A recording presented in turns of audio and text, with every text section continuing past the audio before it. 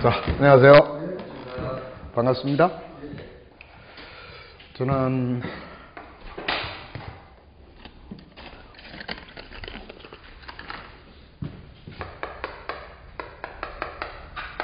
신바람이라고 합니다. 이름 좋죠?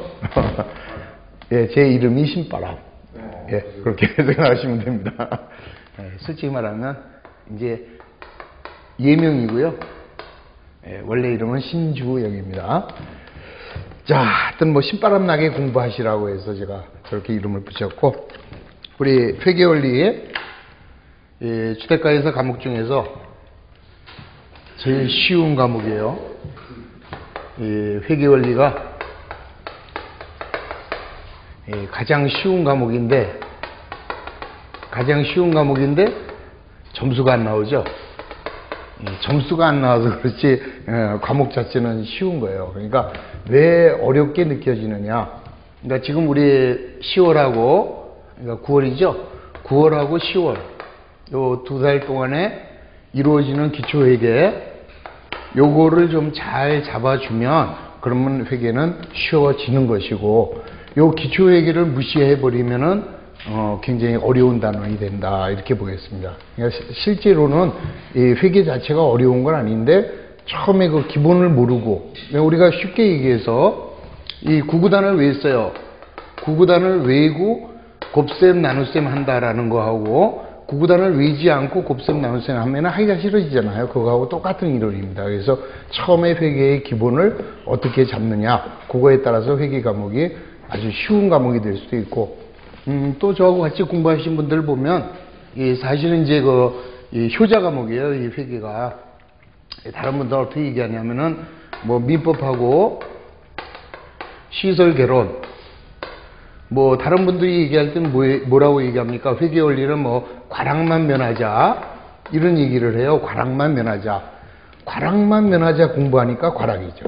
실질적으로도 대부분 이 회계에서 과락이 많이 나오는데, 제가 추구하는 방법은 회계에서 민법이나 시설 개론이 어렵게 나올 때 회계에서 보충해주는 그런 과목이 돼야 된다. 특히 이번 같은 경우, 이번에 지난번 16회 때는 좀 상당히 역대로 가장 쉬웠습니다. 그래서 우리 공부하신 분들 중에는 97.5 나오신 분들도 꽤 많아요. 그럼 뭘 의미합니까? 할 수 있다, 이런 얘기죠. 그래서 어렵다라고 생각하지 마시고, 그리고 이제 가장 중요한 것은 회계는 반복입니다. 반복이고, 그 다음에 이제 그 계산 문제에 대한 그 공포를 갖고 있는데, 아니에요. 우리 회계는요, 이 계산 문제가 나와도 이 계산 문제는 약간의 산수 실력, 이 수학도 아니에요. 약간의 산수 실력만 있으면은 해결할 수 있는 과목이 회계입니다. 왜요? 우리가 뭐 연필로 계산하고 노트에다 계산하는 게 아니라 우리 보조도구가 계산기가 있잖아요. 계산기를 사용할 수 있기 때문에 그냥 약간의 산수만 할 수 있어도 되고, 그 다음에 그 이론 문제가 어렵다라고 하는데, 이론은 약간의 국어 실력만 있으면 되는 거죠. 그래서 얼마든지 우리가 고득점 할 수 있는데도 불구하고 굉장히 처음부터 어렵다, 남들이 주변에서 어렵다라고 하기 때문에 거기에 빠지는 거죠. 그래서 절대 어렵지 않다라는 것을 여러분들이 생각해 주시고, 특히 이제 우리 학원에서는 이 OX 문제를 이번 주부터 여러분들한테 자료로 제공을 해 드릴 거예요. 그러면 그런 그 학원에서 제공해 주는 자료, 이런 거를 잘 이용해서 공부하시면은 충분히 좋은 결과가 나올 거다, 이렇게 생각을 합니다. 자, 하여튼 뭐 일단은 시작해 보죠. 뭐 길게 해봐야 뭐 다 아시는 얘기고, 결국 우리한테 중요한 게 이제 회계니까 89페이지가 되겠네요. 자, 우선 이제 89페이지에 보면은 이 기업의 경영과 회계, 그래서 아주 끔찍하게 이제 쭉 써놨잖아요. 이걸 다 언제 읽고 그거 이해를 하겠습니까? 그러니까 그냥 딱 보는 순간에 아이고 지겨워, 이렇게 되는 거죠. 그러니까 간단하게 이제 생각을 하시면서 핵심만 잘 잡으시면 돼요. 자, 우리는 그 부기다, 그 다음에 회계다, 이런 말을 들으셨을 거예요. 이제 부기가 어떻고 회계가 어떻고. 그러면 우리 일반적으로는 부기가 회계다, 또 회계가 부기지 뭐냐, 이런 생각들을 해야죠, 사실은. 근데 사실은 이제 근본적으로 접근이 틀린 거죠. 부기하고 회계는 전혀 다른 개념일 것이다.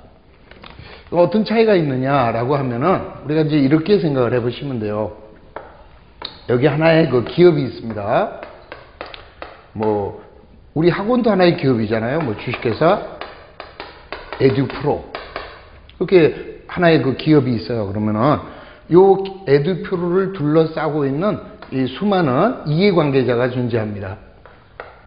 그러면 여기서 말하는 이해관계자가 누가 될까요? 우리 주식회사 에듀프로에 자금을 투자한 투자자도 있을 거고, 그 다음에 이제 뭐 투자자들이 뭐 우리 기업을 하나 만드는데 예를 들어서 3억이 들어갔다. 그러면 3억의 돈을 이분들이 다 댈 수도 있겠지만 부족한 경우에는 빌려올 수도 있다 이 소리죠. 그러면 돈을 빌려주는 사람들을 채권자 이렇게 얘기를 합니다. 그러면 채권자는 관심이 있어요 없어요? 이 에듀프로에 대해서 자기가 돈을 빌려줬는데 빌려준 회사가 잘 안 되면 빌려준 돈 다 뜯길 거 아닙니까? 또 자기가 빌려준 돈에 대해서 이자는 제대로 받을 수 있을 것이냐 이런 그 이해관계를 갖고 있다 이 소리죠. 자, 투자자는 뭐 일반적으로 주주다 이런 얘기를 합니다. 그 다음에 누가 있어요? 경영진. 뭐 우리가 일반적으로 경영자 그래도 좋고, 자, 경영진이 있습니다. 경영진은 투자자들로부터 자, 이 기업의 운영을 수탁을 받았어요. 그러면 이 기업이 잘 돌아가게끔 만드는 거는 이 사람들의 몫입니다. 그렇죠? 따라서 항상 이 기업에 대한 이해관계를 가지고 있는 것이죠. 그 다음에 종업원들이 있죠. 자, 종업원들도 이 기업 안 되면 하루아침에 또 직장 구하러 다녀야 되니까 이해관계를 가지고 있습니다. 그 다음에는 또 이제 뭐가 있냐, 고객이라는 게 있어요. 고객이라는 거는 뭐 쉽게 말하면은 여러분들입니다. 쉽게. 자, 예를 들어서 우리 학원이 제대로 안 돌아간다면 가다가 어떤 문제가 생겨요. 강의가 중간에 그만둔다든지 학원이 문을 닫는다든지 그런 문제가 있겠죠. 따라서 자, 내가 이 학원에 다닐 것이냐 말 것이냐, 현재 다니고 있는 여러분들도 관심이 있겠지만은 현재는 안 다닙니다. 그걸 우리는 뭐라 그래요? 잠재적이다 이렇게 얘기해요. 그러면 이 잠재적인 이해관계자에는 꼭 고객만이 아니라, 자, 종업원도 마찬가지죠. 내가 여기에 취업을 할 것이냐 말 것이냐, 아직은 직원이 아니지만, 그래서 이런 잠재적인 이해관계자까지도 포함하는 개념이다 이렇게 보시면 됩니다. 또 우리 에듀프로와 거래하는 뭐 출판사라든지, 자, 이런 등등, 이런 모든, 그러니까 결국 얘기한다면 요 에듀프로의 이해관계자는 어찌 보면은 이 세상 모든 이들이다 이렇게 볼 수 있어요. 그렇죠? 만약에 에듀프로가 아주 그 영업 실적이 좋습니다. 그래서 투자한 금액 대비 수익이 많다면 여러분들 돈 있으면 여기다 투자할 거 아니겠습니까? 앞으로 내가 투자해야 되겠다 이런 사람까지도 모두를 망라하는 거죠. 자, 이게 이제 이해관계자니까, 그러면 이해관계자는 그냥 대표적인 그룹을 이렇게 얘기했지만 사실은 누구라고요? 이 세상 모든 이들이 이해관계자가 될 수 있고, 그러면 이런 이해관계자들에게 기업 실체와 관련해서 뭐를 해줘야 돼요? 이 사람들이 유용한 의사결정을 할 수 있는 정보를 제공을 해줘야 되겠다 이 소리죠. 자, 이분들한테 우리 기업 실체에 관하여 합리적인 의사결정을 할 수 있는 정보를 제공을 해줘야 됩니다. 우리 기업에서는. 그 정보를 제공하는 거, 이게 바로 회계다 이 소리예요. 자, 그러면 정보를 제공하려면, 그러니까 회계라고 하는 것은 정보의 제공입니다. 그러면 정보를 제공하려면 정보를 어떻게 해야 돼요? 만들어야 되죠. 정보를 생산해야 되겠죠. 그래서 이 부기라고 하는 것은 정보의 생산이다 이렇게 보는 거죠.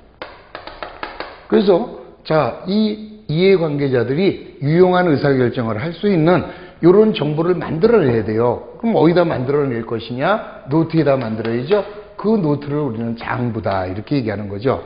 따라서 장부에다가 기록을 하는 게 여기 부기다. 그러니까 부기라고 하는 것은 장부를 기록하는 것이 부기고, 그 만들어진 장부를 정보 이용자에게 제공하는 것이 어떻게 제공할 것이냐, 이런 방법 같은 것을 배우는 게 이게 회계다 이렇게 볼 수 있는 거죠. 자, 그러면은 어떤 정보를 생산할 것이냐 이런 얘기입니다. 그래서 장부에다가 기록을 해야 되는데 딱 두 가지입니다. 하나는 뭐냐? 일정 시점의 재무 상태와 또 하나는 뭐냐? 일정한 기간의 경영 성과. 요거를 장부에다 기록을 하는 거예요. 그러면 여기서 말하는 일정 시점의 재무 상태. 요건 뭘 의미하느냐? 재무 상태라고 그랬어요. 재무 상태라고 하는 것은 자, 기업이 보유하고 있는 자산이나 부채나 자본의 상태. 요거를 우리는 재무 상태 이렇게 얘기하죠. 그러니까 쉽게 말하면 재무라는 것은 어떤 기업이 가지고 있는 재산, 그 다음에 그 기업이 갚아야 될 빚을 채무 이렇게 얘기해요. 그러니까 쉽게 이제 다시 이제 하나하나 배우겠지만 자산이라는 건 뭐냐? 어떤 기업이 가지고 있는 자기 거, 자기의 물건 또는 자기의 권리에 이게 다 통틀어서 자산 이렇게 얘기를 하는 거죠. 그 다음에 부채는 뭐냐? 그럼 빚이에요, 빚. 자기가 갚아야 될 빚. 자, 그러면 자본은 뭐냐? 애초에 자기가 투자한 돈. 요게 자본입니다. 그럼 한번 간단하게 얘기해서 자, 이해관계자가 누군지는 여러분들 이해하셨습니다. 이 기업에 관련이 있는 모든 자들을 우리는 이해관계자라고 하고, 그러면 이해관계자가 경제적인 유용한 의사결정을 할 수 있는 정보를 생산해 줘야 되니까 어떤 의미 있는 방법으로 우리가 이제 배울 거죠. 그러면은 아까 재무상태라 이렇게 얘기했어요.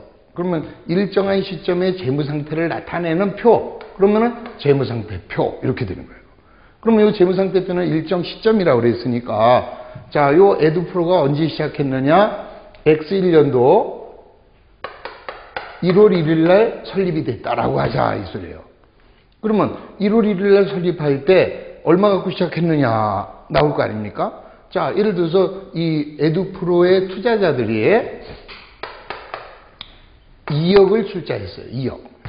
근데 2억 갖고는 도저히 안 되겠다. 그래서 외부에서 1억을 빌려왔습니다. 그러면 이 빌린 돈을 이걸 빚이라고 하는 거죠. 그러면 자, 결국 내가 가지고 있는 자산, 이건 뭐 영어로 써서 그런데요. 자, A는 자산이라고 합니다. 그 다음 P는 부채고요. 그 다음에 K는 자본이다. 자, 다시 한번 천천히 보시겠습니다. 자, 처음에 어떻게 됐어요? 자기네들이 2억을 투자했고, 자, 투자한 돈 2억 있겠죠? 2억 갖고 도저히 안 돼서 1억을 빌려왔지 않습니까? 그러면 1억 빌려온 돈도 돈으로 남아있겠지. 그러니까 결국 기업이 갖고 있는 돈은 3억이에요. 그러면 3억이라는 돈은 자기네들이 투자한 2억에다가 외부에서 빌려온 돈 1억. 이렇게 해서 3억 갖고 시작을 하는 거잖아요. 그래서 여기서 중요한 게 뭐예요? 일정 시점 그랬으니까 X1년도 1월 1일 날 이렇게 해서 요 땅이 됐다 이 소리입니다. 자, 그러면 이제 우리 기업은 이제 앞으로 뭐 어려운 얘기 계속 배울 거지만 기업은 어떤 가정에서 기업을 회계를 수행하느냐라고 한다면 특별한 반증이 없는 한 이 기업이 여기서 설립이 됐으면 특별한 반증이 없는 한 영원히 계속된다는 가정이에요. 물론 이제 영원히 계속된다 그런 일은 없겠죠. 언젠가는 문을 닫겠지만 특별한 반증이 없는 한 기업은 예측 가능한 기간 동안 영업을 계속한다 이렇게 보는 거죠. 그럼 예를 들어 가지고 뭐 X1년 그래서 좀 개념이 그런데요. 우리 회사가 2011년 1월 1일 날 설립을 했다고 치자고요. 이제 어떻게 이렇게 X 2011년 1월 1일 날 이 돈 갖고 출발을 했습니다. 이제 이렇게 출발했으면 자, 우리가 얼마나 돈을 벌었는지 이건 굉장히 중요한 얘기죠. 그러면 얼마나 돈을 벌었느냐 그걸 알으려면 어떻게 되겠어요? 이 기업은 계속되는 거예요? 계속되는 거야? 그러면은 당신은 얼마 돈 벌었어? 이렇게 얘기할 때 글쎄 잘 모르겠는데 그러죠. 왜요? 나중에 문을 닫아봐야 알지. 그래서 우리는 인위적으로 기간을 하나 만들어 버립니다. 그 기간을 우리는 일반적으로 1년으로 보는 거죠. 자, 요 1년, 요거를 우리는 한 회계 기간 이렇게 얘기를 해요. 그러면은 한 회계 기간 그러면 여기는 2011년 12월 31일이 되겠네요. 이쯤 되면. 그렇죠? 그러면은 자, 2011년 1월 1일 날 이렇게 출발을 해서 장사를 했으면 돈은 들어오고 나가고 빚은 갚기도 하고 또 빌려오기도 하고 또 투자도 또 새로 되고 또 빼가고 수시로 변동이 있을 거 아니겠어요. 그 변동되는 거를 하나도 빼지 않고 쭉 기록을 했다가 우리가 알고 싶은 시점이에요. 알고 싶은 시점, 요거는 우리가 기초라고 하고 한 회계기간의 처음을 기초라고 하고 요 말을 우리가 기말이라고 하죠. 그러면 요게 기초의 재무상태표였으면 우리가 알고 싶은 날 언제? 기말이 되겠죠. 기말의 재무상태표를 또 한 번 만들어 보는 거죠, 이제. 그러면 이건 언제가 돼요? 저걸로 보면, 자, 2011년 12월 31일이 됩니다, 이제. 그러면 자산은 어떻게 될까요? 바뀌어요, 안 바뀌어요? 바뀌었겠죠. 아까 우리 처음에 여기 땅 3억 갖고 시작했는데, 물건을 사오기도 하고 팔기도 하고, 이렇게 되니까 얘가 바뀔 거 아니겠어요? 자, 얼마 바뀌었느냐? 4억이 됐어요, 얘가. 그 다음에 빚도 갚고 또 빌려오고 그러면 얘도 변해요. 그럼 부채는 얼마가 됐느냐? 1억 2천이 됐다라고 하자고. 그러면 자동으로 자본은 얼마가 되겠어요? 이 자본은 별도로 계산할 필요가 없어요. 자기가 갖고 있는 자산에서 부채를 빼면 자기 자본이라 그게. 그러면 얼마가 될까요? 2억 8천 이렇게 계산이 나올 거 아니에요? 자, 우리가 측정 가능한 것은 요거는 우리가 내가 돈 얼마 있느냐, 내가 갖고 있는 재산이 얼마 되냐 시면 되는 거예요. 또 빚도 얼마 갚아야 되는지 바로 알 수 있습니다. 그러면 요놈에서 요놈을 빼게 되면 얘가 2억 8천 이렇게 되겠죠. 그럼 끝나버렸습니다. 뭐가 끝나요 이제? 이렇게 해서 끝나게 되면 결국 자, 우리 회사는 1월 1일 날 얼마 갖고 출발했습니까? 처음에 2억을 가지고 출발했는데 자, 얼마가 됐어요, 이제? 2억 8천이 돼버렸다. 그러면 우리는 1년 동안에 어떻게 됐다는 걸 알 수 있어요. 8천만 원을 벌었다라는 것을 알 수 있는 거죠, 이제. 그 얘기입니다, 이게. 그러면은, 자, 장부에다가 이렇게 변화되는 거죠, 이렇게. 3억이 4억이 되도록 변화가 됐을 거니까 그 변화되는 것을 하나하나 빼놓지 말고 장부에다가 기록을 하게 되면 우리가 필요한 시점에 재무상태표를 만들어낼 수 있고 또 이 기간을 통해서 얼마를 벌었는지를 알 수 있다 이 소리입니다 이게. 자, 그 다음에 얼마 벌었다고요? 1년 동안에? 8천만 원 벌었어요. 8천만 원 번 건 알지만 어떻게 벌었어? 그러면 몰라 이렇게 될 거 아니에요. 그래서 우리는 자, 같은 기간입니다. 그러면 여기서 말하는 같은 기간은 언제부터 언제가 될까요? 2011년 X1년 1월 1일부터 X1년 12월 31일까지의 손익계산서라는 것을 작성을 해주는 거죠. 그러면 이 손익계산서가 뭐냐? 일정 기간의 경영성과다 이 소리예요. 그러면 경영성과라고 하는 것은 1년 동안 또는 자기가 뭐 6개월이다 이렇게 정했으면 그 정해진 6개월 동안에 돈은 어떻게 해서 벌었고 그 돈을 벌기 위해서 어떻게 썼느냐 요거를 기록을 해주는 거죠. 그래서 이제 우리가 이렇게 표를 하나 만들어 가지고 자, 왼쪽에는 뭘 쓰느냐? 비용을 쓰는 거예요. 비용이라는 것은 어떤 돈을 벌기 위해서 지출된 거. 그러니까 우리 쉽게 말해서 우리 가정이라고 얘기한다면 요게 번 돈이에요. 번 돈. 그러니까 여러분들 오늘 댁에 가셔서 뭐 메모지 하나 갖다 놓고 이렇게 써놔요. 그리고 앞으로는 이런 습관을 갖는 거죠. 내가 번 돈을 여기다 쓰는 거예요. 내가 급여로 받았다. 또 번 돈 뭐 있어요? 뭐 길거리 가다 보면 5천원짜리 떨어져 있습니다. 그거 어떻게 해요? 어떻게 하세요? 그냥 갑니까? 발로 밟고 있다가 사람 안 볼 때 집어넣어야죠. 그러면 이제 자비해가지고 5천원 이렇게 쓰는 거죠, 이제. 자, 급여 얼마 받았냐? 170만 원 받았다. 그 다음에 가끔 가다 보면 여러분들 고스톱 하잖아요. 고스톱에서 딴 돈. 얼마? 7천원. 이렇게 씁니다. 그 다음에 이제 나간 돈이 있을 거 아니에요. 나간 돈은 여기다 다 쓰는 거예요. 예? 뭐, 대표적인 나가는 돈은 뭐 있어요? 오늘의 참이슬, 뭐, 이렇게 써야죠, 이제. 또 옷도 사야 되고, 안주는 뭐 족발로 먹을까? 족발. 이게 나간 돈이에요, 이거. 그래서 여러분들 노트에다가 번 돈을 오른쪽에 쓰고, 쓴 돈은 왼쪽에다 다 써버리게 되면, 이게 남은 돈 아니냐, 이 소리죠. 그러면 기업도 마찬가지로, 기업이 요 1년 동안에 벌어들인 돈, 요걸 딱 씁니다. 그랬더니 얘가 얼마냐? 2억 이렇게 나왔어요. 그러면 번 돈이 이렇게 나왔으면 쓴 돈은 왼쪽에다 다 쓰면 될 거 아니에요. 얼마 썼을까? 여기서 여러분들의 IQ 테스트입니다. 얼마 썼을까요? 그럼 그래야죠. 내가 어떻게 알아? 내가 어떻게 알아? 그러면은 그때는 끝난 거예요. 벌써 알았어야 됩니다. 왜요? 이 회사가 이 회사라며. 그러면 아까 여기서 2억이 2억 8천 돼서 8천만 원 번 거 아니잖아요. 그러면 당연히 여기서 2억의 수익이 생겼으면 지출된 돈은 1억 2천이라는 걸 알 수 있다는 거죠. 그러면 여기서 순이익은 얼마? 8천 이렇게 되는 거예요. 이렇게 해서 맞춰가는 거죠. 그러니까 언제나 봐요. 자, 이렇게 해서 8천만 원이 벌었으면 당연히 자본은 8천만 원 늘어날 거 아니겠습니까? 그렇겠죠? 그러면 여기서 8천만 원과 여기 8천만 원은 틀릴 수 있다 없다? 틀릴 수가 있어요? 절대 없죠. 아, 틀릴 수 있습니다. 어떨 때 틀려요? 제대로 안 하면 틀리겠죠.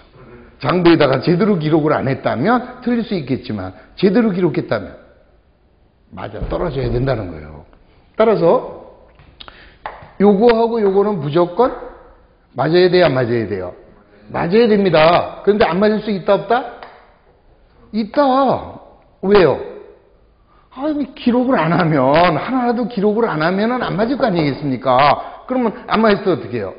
에이씨 몰라 그러고 맙니까? 찾아낼 수 있죠. 찾아내야 됩니다. 왜 안 맞는지를. 그래서 우리 부기를 가르쳐서 자기 검증 기록이 있다 이렇게 얘기를 하는 거예요.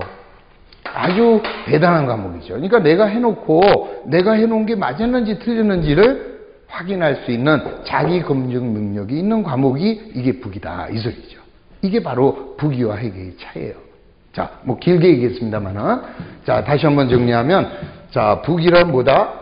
장부를 기록하는 게 부기다. 그래서 기록을 하게 되면 정보가 생산이 돼요. 그러면 어떤 정보를 만들어내요? 하나는 일정한 시점이 됩니다.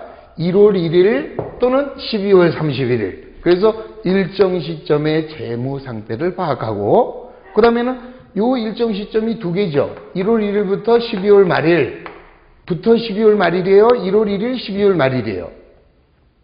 1월 1일 현재 재무 상태. 그래서 재무 상태표는 몇 개가 나와요? 두 개가 나와야죠. 1월 1일 거 하나 나오고 12월 말일 게 하나 나옵니다. 그 대신에 손익계산서는 어떻게 돼요? 요게 경영성과가 요게 손익계산서다라고 했으니까 요 손익계산서는 일정 그 기간이지. 여기서 1월부터 12월 그랬으면 여기는 1월 1일 12월 말일 날 조사했으면 여기는 1월 1일부터 12월 말일 이렇게 되는 거죠. 그래서 요거는 기간. 그래서 요 경영성과 손익계산서는 움직입니다. 움직이기 때문에 동태적 보고서 이렇게 얘기를 하는 거고 재무상태는 그 시점이에요. 시점 고정되어 있습니다. 고정되어 있기 때문에 재무상태표는 정태적 보고서 이렇게 얘기하는 거다 이 소리죠. 그래서 만약에 예를 들어서 우리 아까 그 회계기간을 1년으로 안 하고 6개월로 하면 어떻게 했어요? 돼요 안 돼요? 됩니다. 자 회계기간은 기업이 임의대로 정할 수 있어요.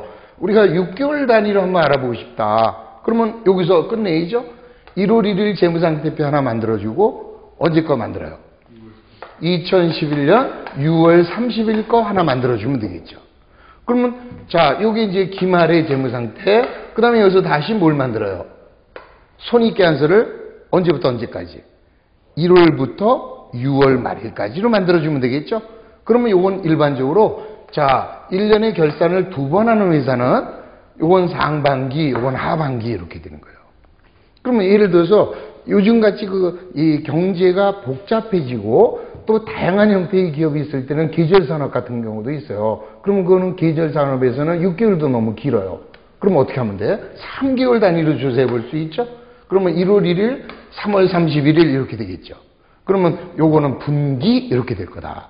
그래서 이 기업의 회계기간은 기업이 마음대로 정할 수가 있다. 임의대로 정할 수 있는데 단 1년을 초과할 수 없다. 이것만 이해하시면 됩니다. 자, 그럼 이제 다 배운 거예요, 이제.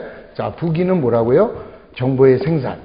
자, 회계는 그렇게 만들어진 정보를 기업의 이해관계자에게 제공하는 것이 회계. 이렇게 보시면 끝입니다. 자, 그래서 거기 89페이지 보면 부기의 정의 이렇게 나왔죠. 자, 기업은 기업 실체와 관련하여 기업 실체와 관련된 이해관계자들의 경제적 의사결정에 유용하게 이용될 수 있는 회계정보를 이해관계자에게 보고하고 전달을 해야 된다. 따라서 기업은 이들의 의사결정에 도움이 될 수 있도록 기업 실체의 모든 경제적 사건을 인식하고 측정하고 일정한 원리에 따라서 기록하고 분류하고 요약해서 이해관계자에게 전달을 해야 되는데, 이때 일정한 원리에 의하여 장부에 기록하는 것을 부기라고 한다, 이 소리예요. 부기라고 하고, 이를 이해관계자에게 보고하고 전달하는 과정, 이걸 뭐라고 한다? 회계라고 한다, 이렇게 볼 수 있는 거죠. 감이 왔죠, 이제? 자, 그 밑에 이제 회계의 정의, 그거는 그냥 쭉 한번 읽어보시면 되는 겁니다. 그러니까 회계는 한마디로 말해서 우리가 이렇게 생산한 정보를 정보 이용자들에게 제공하는 과정. 그러면 제공하려면 어떤 방법으로 제공을 해야 될지 그런 거를 우리가 하나씩 배워나갈 거다, 이렇게 보시면 됩니다. 자, 그럼 이제 90페이지에 보시면 맨 위에, 자, 그럼 부기는 왜 하느냐? 부기의 목적이에요. 요거는 간단하게 생각하십시오. 그렇게 생각하지 마시고. 자, 부기를 하는 목적은 뭐라고 그래요? 자, 여기다 다시 한번 요약을 하겠습니다. 부기와 회계, 이렇게 보면, 자, 부기는 뭐라고요? 장부의 기록. 자, 장부의 기록이죠? 그럼 부기의 주된 목적은 뭐예요? 장부에 기록합니다. 뭘 기록해요? 아까 얘기했죠? 일정 시점에 재무 상태와 일정 기간의 경영 성과를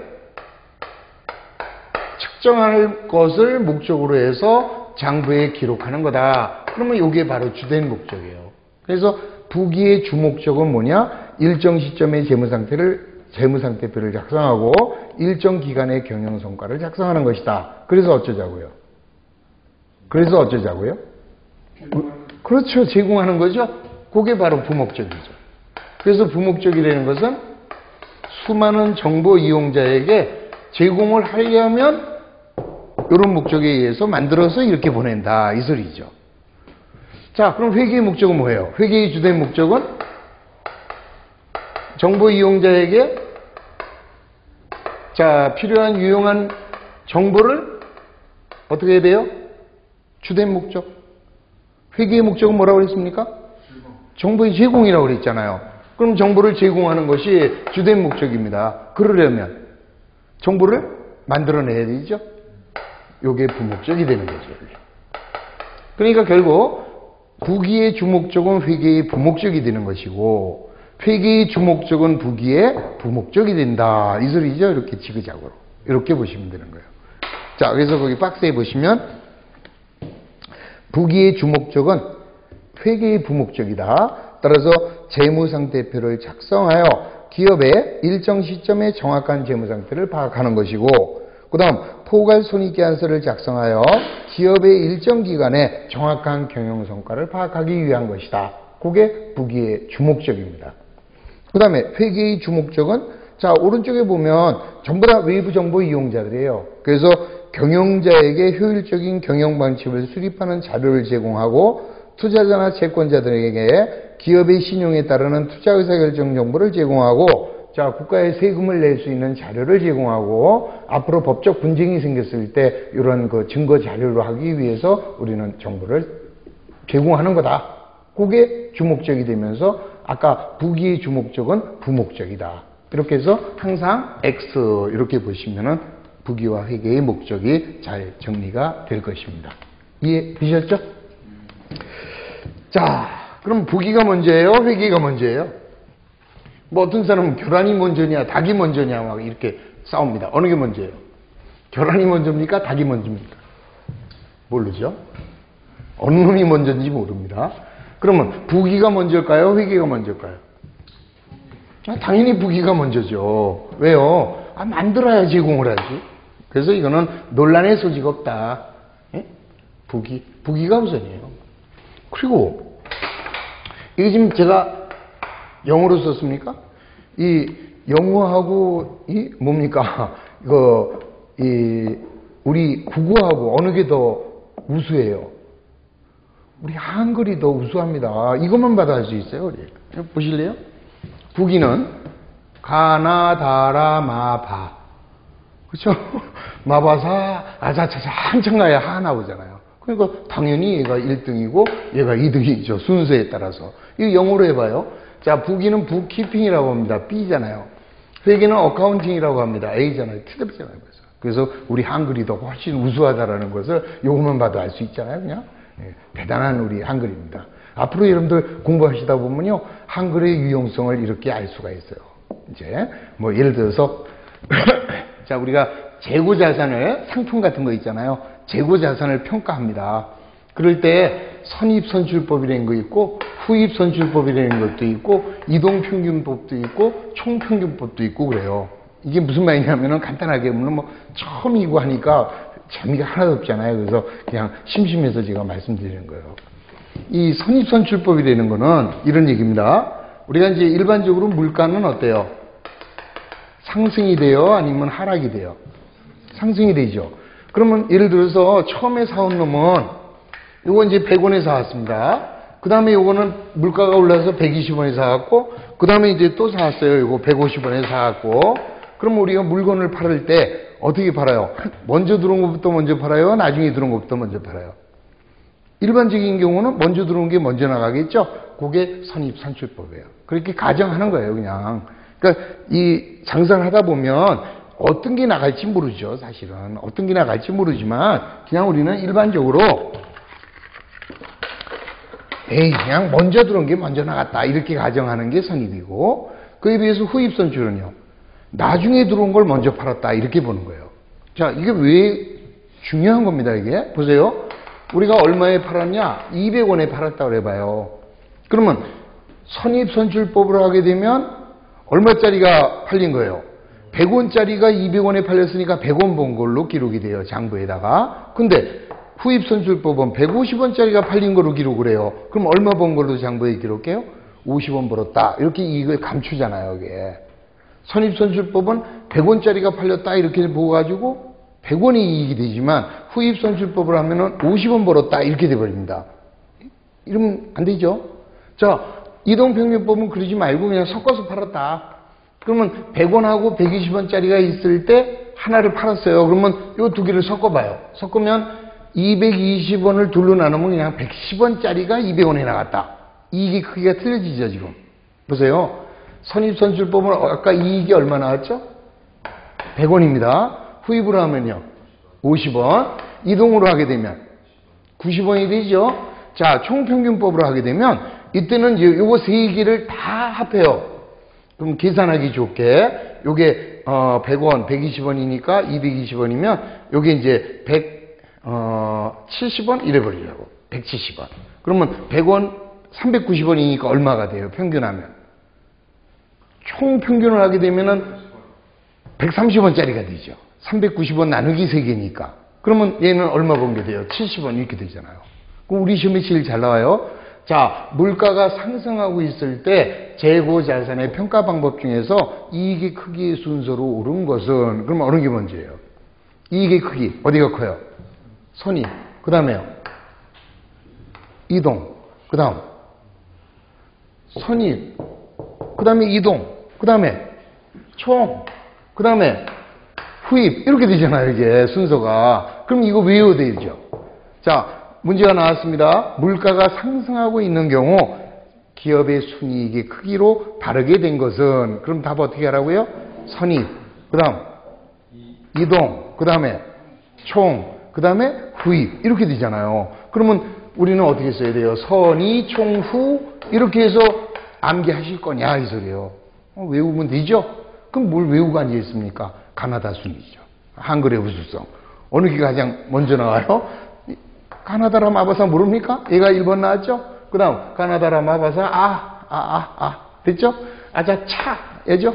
그 다음에 하 이렇게 되잖아. 그래서 가나다 순이다 이렇게 되는 거예요. 그러니까 우리 한글의 우수성에 대해서 여러분들 자부심을 가지시기 바랍니다. 그렇게 기억을 하시면 돼요. 앞으로 이제 다 배울 거고 오늘은 제가 심심해서 한번 해본 거예요. 자, 그리고 이제 또 하나 중요한 것은 우리 회계는 흐름입니다. 회계의 흐름이라고 하는 것은 1, 2, 3, 4 이렇게 되잖아요. 자, 그 다음에 이제 내가 왜 여기다 적나? 우리 이제 2달 과정으로 갑니다. 2달 과정으로 이렇게 가요. 그럼 이제 오늘이 며칠인가요? 9월 6일입니까?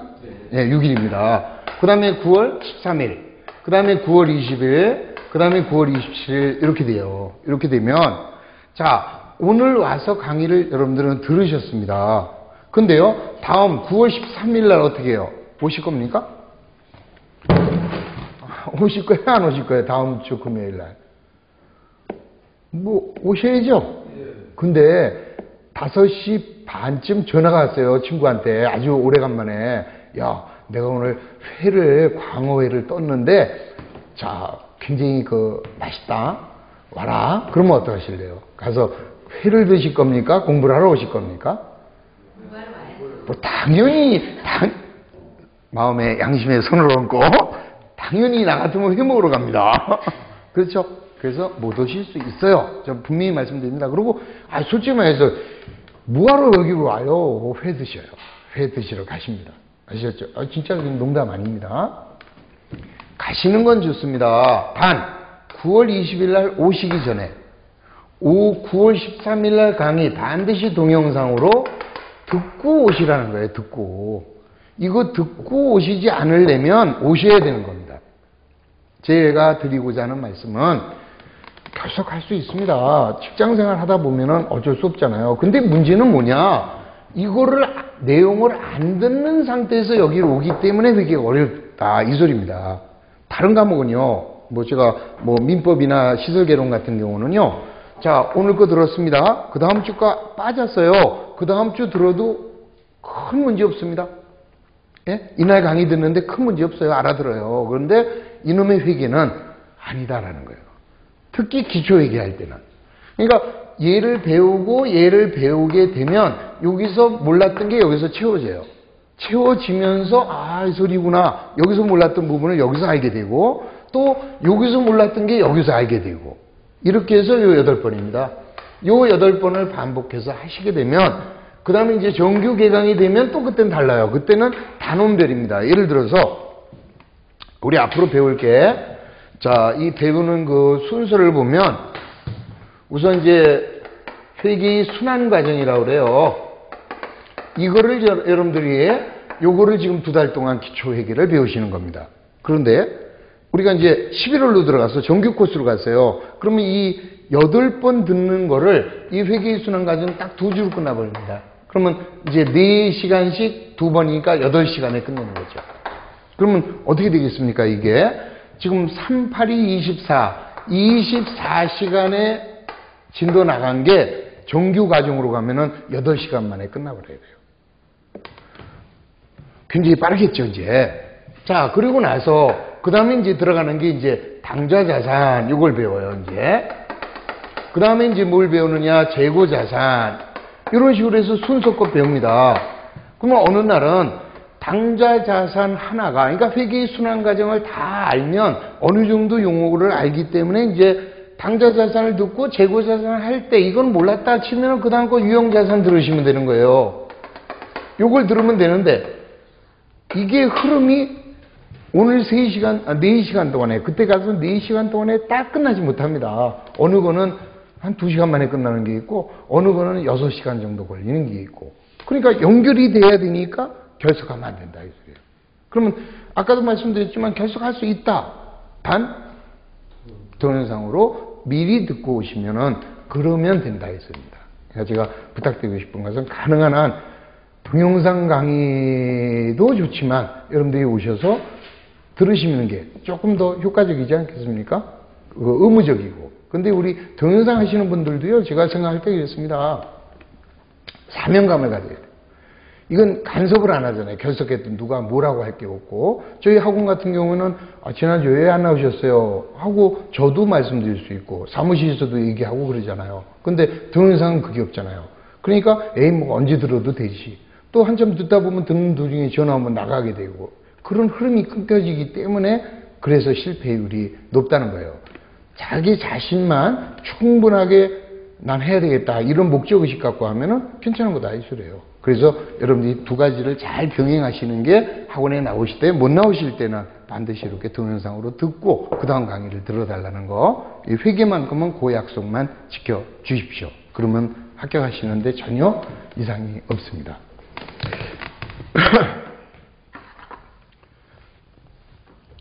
자, 그 다음에 이제 우리 이제 제가 이 하루 한 문제라는 게 있어요. 이 하루 한 문제는 우리 주사모 있죠? 주택관리사를 사랑하는 모임. 여기에도 제가 이 하루 한 문제를 만들어서 보내고 있습니다. 그리고 제 개인 카페예요. 제 개인 카페는 신바람 회계입니다. 다음에 신바람 회계. 글로 들어가시면 이 9월 2일부터인가요? 9월 2일부터 이 기초 하루 한 문제 요게 시작이 돼 있어요. 그래서 요 하루 한 문제를 반드시 먼저 풀어보세요. 먼저 풀어보시고 그러고 나서 그 다음날 그 해설까지 동영상으로 제가 사무실에서 찍어서 이렇게 제공을 해드리고 있습니다. 그래서 우리 주사모에 들어가셔서 하루 한 문제 요거를 보셔도 되고 아니면은 제 신바람 회계 제 다음 카페로 오셔서 여기에 이제 자료들이 많아요. 그래서 지난 자료 이런 것도 다 잘 활용하시면서 공부하시면은 많은 도움이 될 겁니다. 이 하루 한 문제의 위력 굉장합니다. 사실은. 이거는 제 자랑이 아니라 제가 그동안 몇 년 동안 그 강의를 하면서 그 회원 여러분들이 합격하시고 나면은 글을 쓰잖아요. 합격 후기, 시험 후기. 거기를 보시면은, 야, 이래서 하루 한 문제를 하는구나. 그거를 아십니다. 그러니까 하루 한 문제만 열심히 풀어도 합격하는데 전혀 지장 없어요. 이거는 제가 하는 말이 아니라 여러분들하고 같이 공부하시는 여러분들이 선배들이 남겨놓은 글이니까 시간이 있을 때, 아직 시간이 있으시잖아요. 그럼 왼쪽 코너에 보면은 그 시험 후기가 있습니다. 시험 보신 분들, 요번에 시험 보신 분들, 그 시험 본 후기라고 하죠. 그거 있고, 또 작년에 공부하신 분들 후기도 있고, 합격 수기도 있고, 재작년에 공부하신 분들 합격 후기 있고, 또 이 후기 있고, 수기 있고, 그거 한번 시간 있을 때 읽어보시면은 제가 지금 여러분들한테 드리는 말씀이 이게 맞구나라고 생각이 들 겁니다. 하여튼 그렇게만 믿고 하여튼 회계는 저만 믿고 따라오시면 충분히 좋은 결과 나올 수 있습니다. 자, 그러면 이제 아까 뭐 하다가 이게 나왔나요? 부기가 먼저냐 회계가 먼저냐 그러니까 부기가 먼저라고 그랬어요. 그럼 부기부터 공부하자고요. 그럼 제일 먼저 나온 게 90페이지입니다. 자, 90페이지에 보면은 부기의 분류 이렇게 나와 있죠. 자, 먼저 부기는 어떻게 이제 분류하느냐 이 소리죠. 그래서 자, 먼저 기록하는 방법. 기록하는 방법에 따라서 두 가지로 나눕니다. 하나는 단식부기라는 거하고 자, 또 하나는 복식부기 이렇게 봐요. 이 단식부기라고 하는 것은 뭐 부기도 아닙니다. 복식부기가 부기죠. 그러니까 다시 말하면 단식부기는 왜 부기가 아니냐? 부기죠. 부기인데 부기가 아니다. 말이 좀 이상하잖아요. 배울 건덕지가 없다 이 소리입니다. 안 배워도 하는 게 단식부기예요. 쉽게 말해 볼게요. 제가 우리 오다 보면 그 사당 여기 그 어딥니까? 여기 이수역 시장 있잖아요. 이 시장. 예, 이 재래시장이 있습니다. 여기에. 재래시장에 보면은 이제 장사하시는 분들이 상당히 많잖아요. 그러면 이 장사하시는 분들 중에는 회계를 전공하신 분도 있겠지만 전공하신 분이 많아요? 안 하신 분이 많아요? 안 한 사람이 더 많을 겁니다, 아마. 그러면 그 회계를 안 배운 사람들은 그 사람들은 장사하기 틀렸네? 그럼 그 사람들한테 장사해서 얼마나 남았어요? 그럼 나 몰라. 난 부기 안 배워서 몰라. 이럽니까? 그분 나름대로 나 얼마 벌었어? 받을 돈 얼마야? 줄 돈 얼마야? 다 기록하고 있죠. 배웠습니까? 안 배웠습니까? 안 배웠어도 자기들 나름대로 하는 거예요. 그러니까 쉽게 말해서 여러분들 그 집에서 가계부 쓰시는 분들 회계 안 배우셨어요? 배우셨어요? 안 배우셨으니까 여기 와 있다고 지금. 회계 배웠는데 여기 뭐하러 앉아 있어요? 그렇죠? 그럼 여러분들 회계 안 배웠습니다. 안 배웠으면 가계부 쓸 줄 모릅니까? 알잖아요. 들어온 돈 기록하고 나간 돈 쓰고 이거 안 배워도 정상적인 배움이 없어도 됩니다. 그게 바로 단식부기죠. 자, 그에 비해서 복식부기는 자, 왜 이건 이제 배워야 되는 거예요. 이거는 학습을 해야 되는 겁니다. 이건 안 해도 되는 거고 안 배워도 되는 거고 이건 배워야 되는 거죠. 그럼 왜 배우느냐 그러면은요. 말 그대로 단식을 그냥 단조로운 방법으로 기록하는 거예요. 들어온 돈은 얼마, 나간 돈은 얼마. 그런데 복식부기라고 하는 것은 복식이잖아요. 복식. 복식은 뭘 의미합니까? 양쪽이라는 거예요. 그러니까 적어도 복수잖아요. 자, 예를 들어서 탁구를 보셔도 혼자 하는 게 단식이지만 둘씩 하면 복식이잖아요. 그럼 복수란 말이죠, 이게. 그래서 이 복식부기라고 하면 반드시 두 개로 나뉩니다, 이렇게. 그러면 왼쪽, 오른쪽 이렇게 나뉘는 거예요, 이제. 그러면은, 자, 이쪽을 왼쪽, 자, 오른쪽, 이렇게 나눠 놨습니다, 이제. 왼쪽, 오른쪽, 이렇게 나눠 놓고, 왼쪽에 가는 놈은 뭐고, 오른쪽에 가는 놈은 뭐다, 이걸 정하는 거예요, 이제. 그게 하나의 질서죠. 다시 말해서, 왼쪽에 가야 될 놈은 왼쪽에 가야 돼요. 얘가 오른쪽에 가면 안 되는 거예요. 오른쪽에 가야 될 놈은 오른쪽에만 가야 되지, 왼쪽에 가면 안 됩니다. 간단하게 얘기해서, 우리 요즘에 뭡니까? 우측통행이잖아요. 그러면 오른쪽으로 가야 될 거 아니에요. 근데 왼쪽으로 가면 오는 사람하고 부딪힐 거 아닙니까? 그래도 그건 낫죠? 우리 사회적인 약속. 남탕에는 누가만 들어가요? 남자만 들어가야 되잖아요. 여탕에는 남자도 간다? 아니잖아요. 자, 여자만 갑니다. 근데 여탕에 남자가 들어가면 바로 구속이죠? 그죠? 또, 자, 남탕에 여자가 오면 이거 안 되잖아요. 이게. 똑같은 얘기. 그런 약속을 하는 거예요, 이제. 그러니까 복식부기에서는 일정한 룰이 있다. 그 룰을 배우시는 거다. 그러면 룰이 얼마나 복잡하냐? 간단합니다. 아주 간단해요. 어느 정도 간단하냐? 자, 이쪽을 왼쪽이라고 했어요. 자, 왼쪽을 우리는 차변이라고 하기로 합니다. 왜요? 몰라요, 나도. 차변이라고 하기로 했어요, 옛날부터.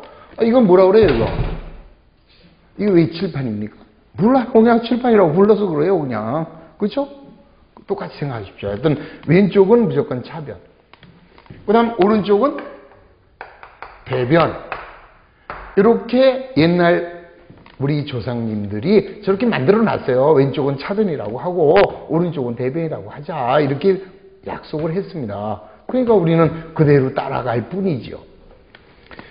자, 그리고 차변에는 반드시 자, 뭐를 기록해야 되느냐? 자, 우리는 아까 자, 기업의 뭐를 부기는 뭐라고 그랬습니까? 두 가지. 하나는 부기의 목적. 일정 시점에 뭐였어요? 잊어버렸습니까 벌써? 재무상태다 이 얘기했잖아요. 두 번째는 일정 기간의 경영성과 요구를 나타낸다 그랬습니다. 그래서 재무상태란 뭐라고 그랬습니까? 기업의 재산과 채무의 상태. 그러니까 기업이 가지고 있는 자산과 부채의 상태. 그러면 자산하고 부채를 알면 따라서 아는 게 뭐였어요? 자본이 얼마다. 이게 나왔잖아요. 그래서 재무상태 그러면 뭐예요? 자산이 얼마나 있고 부채가 얼마나 있고 자본이 얼마 있니? 이걸 재무상태라고 했어요. 그 다음 경영성과는 뭐였어요? 자, 일정 기간에 얼마나 돈을 벌었느냐 썼느냐 이걸 보는 거죠. 그러면 두 가지 용어가 나오겠네. 수입, 비용. 우리 이 두꺼운 회계책 앞으로 집어서 이만큼 두껍습니다. 이 두꺼운 속에는 이 5개 중에 하나예요. 그러니까 모든 회계에 나오는 거는 자산이냐 너 부채냐 너 자본이냐. 근데 사람들은 자산을 자꾸 부채라고 부르고 부채를 갖다 놓고 자산이라고 부르니까 틀리는 거예요. 뻔한데. 그러니까 뭐가 중요해요? 자산이 뭔지 자산의 개념을 알면 나머지 세부적인 것들은 얘 자산이겠네 배분할 수 있는 건데 그걸 굉장히 어렵게 생각하는 거예요. 그 어렵게 생각하는 가장 큰 기본적인 이유는 뭐냐? 한자 용어라 그래요. 그냥 우리말로 했으면 참 좋을 거를 이 한자로 예를 든다면 상품을 외상으로 팔았어요. 또 남에게 돈을 빌려줬어요. 그럼 우리말로 하면 빌려준 돈 그러면 알잖아. 근데 우리 회계에서는요, 대여금이래요. 대여금. 그러니까 대여금이 뭐야 이렇게 되잖아요. 근데 한자를 공부를 하신 분들은 쉬워요. 그런데 빌려왔어요. 차입금. 그럼 우리말로 하면 빌린 돈. 그럼 간단한 거를 이게 회계상의 용어가 다 한자 용어다 보니까 한자 공부하신 분들은 조금 쉽고 한자 공부 안 한 사람한테 처음에 용어 정리가 굉장히 어렵죠.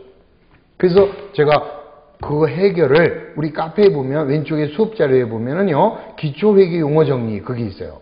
그러면 거기에 보면은 계정 과목이 딱 나오고 얘가 뭐다 이렇게 나와 있습니다. 그거 자꾸 읽어 주시는 거예요. 그럼 하여튼 이제 앞으로 배울 거니까 하여튼 그때 다 말씀을 드릴 겁니다, 이제. 그러면 우리 회계는 자산이나 부채나 자본이나 수익이나 비용 중에 하나에 있습니다. 그렇다면 저놈의 자산이 늘어나면 어디다 쓸 거냐 이 소리예요. 그래서 자산이 늘어나면 차변에 쓰자 이렇게 하는 거예요. 약속이에요. 자산이 증가하면 무조건 차변에 쓰고, 자, 대변에는 자산이 감소가 되면 대변에 쓰는 겁니다.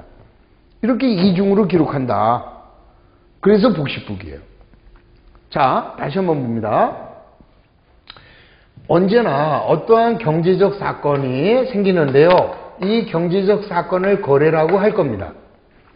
우리 부기에, 즉 회계에 경제적 사건이 발생하면 반드시 쪼개져요. 원인, 결과. 예를 들어볼까요? 상품을 사와요. 그럼 나한테 상품이라는 자산이 늘어났잖아. 반대급부로. 자산이 들어오게 되면 반대로는 어떤 현상이 생길까? 돈이 나가잖아요. 그래 보세요. 자, 한쪽에 자산이 증가하면, 상품이라는 자산이 증가하면 반대로 현금이라는 자산은 감소된다고. 그러니까 하나의 거래가 발생하면 차변 요소와 대변 요소로 나뉘어요. 그래서 복식북이다 이렇게 얘기하는 거예요. 이중 기록한다. 그러면 돈 안 줄 수도 있지 않느냐. 상품을 샀는데 돈을 안 줬다. 그럼 뭐예요? 돈을 왜 안 줬어? 아, 훔쳐왔구나. 훔쳐왔다. 그럴 수도 있네. 그러면 상품이라는 자산이 증가됐네. 나중에 걸리면 어떻게 될지 몰라도 그냥 주워왔다고 할까요? 그러면 이익이네. 그러면 수익의 발생 이렇게 되는 거예요. 상품은 늘어났고 돈이 지출이 되지 않으면 거저 얻었다면 수익이 발생한 거 아니겠습니까? 또 외상으로 사올 수도 있잖아. 외상으로. 그러면 상품이라는 자산이 증가됐는데 돈을 안 줬으면 언젠간 그 돈 줘야 되죠. 그럼 그때는 부채가 늘어날 거 아니겠습니까? 부채가 증가될 거 아니에요. 그러니까 자산이 증가하면서 부채가 감소되는 이런 일은 없다는 거예요. 이런 일은. 이거하고 이거는 돼. 이거하고 이거는 되고 이거하고 이거는 되지만 같은 쪽으로는 결합이 안 되죠. 같은 쪽으로 되면 복식이 아니에요. 양쪽으로 나뉘어져야 돼. 그래서 복식북이 이렇게 얘기하는 거죠. 그럼 복식북이의 원리는 뭐라고요? 지금 이거라니까.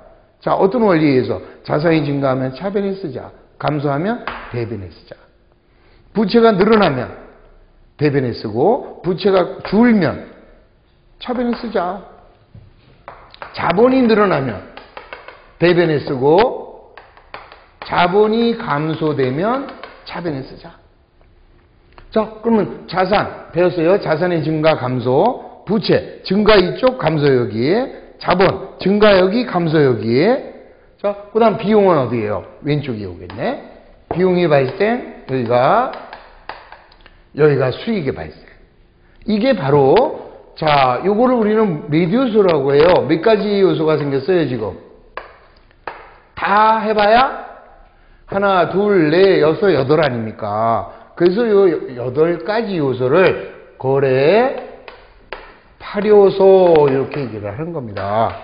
이 거래의 8요소가 북이 전부입니다. 그러니까 결국은 요 8개를 우리가 앞으로 2달 동안 배우는 거예요. 가장 쉽게 말씀드리면 그러니까 어렵지 않다라니까요. 그러니까 오늘 첫날은 굉장히 어려운 것 같이 느끼지만 이제 수없이 자산이 뭔지를 설명을 드릴 건데 모르겠습니까? 하겠죠. 지금 아직 안 배웠어요. 자산이 뭔지는 전 여러분들한테 설명한 바도 없고 부채가 뭔지도 설명을 안 드렸어요. 그냥 대충 그냥 큰 그림만 잡아드린 겁니다. 그냥 그거는 걸 배우는 거예요. 또 이거 외울 거 뭐 있습니까? 우리 조금 아까 제가 여러분들한테 첫 시간에 아까 뭐 했어요? 재무상태표 어떻게 그린다라고 했어요. 왼쪽에는 자산을 쓰고 오른쪽에는 부채와 자본 쓴다 이랬잖아요. 자기 돈 2억에다가 남의 돈 1억 그러면 자기 돈이 3억이 된다 이랬잖아요. 또 자 손익계산서 그렸습니다. 자 비용 수익했죠? 이렇게 했잖아요. 아까 요거 말씀드렸죠? 끝났잖아요. 고래에 팔려서 자 자산이 여기 있네. 그러면 증가는 왼쪽이잖아요. 자산이 부채 어디 있어요? 오른쪽에 있네. 부채의 증가가 오른쪽이죠. 자본 어디 있어요? 오른쪽에 있으니까 자본의 증가는 오른쪽이죠. 자 수익 어디 있어요? 오른쪽에 있죠. 비용 어디 있어요? 왼쪽에 있죠. 그럼 이거 가지고 고래에 팔려서 만들 수 있다 없다? 해볼까요? 자산의 증가, 감소. 부채 여기는 증가가 여기 있으니까 부채가 여기 있으니까 부채의 감소, 부채의 증가. 자본의 감소, 증가. 여기는 비용이 발생, 여기는 수익이 발생. 이 원리에 의해서 이게 만들어진 거예요. 그러니까 결국은 고래에 팔려서 이게 가장 기본이 된다라는 거, 그걸 배워가는 겁니다, 이제부터.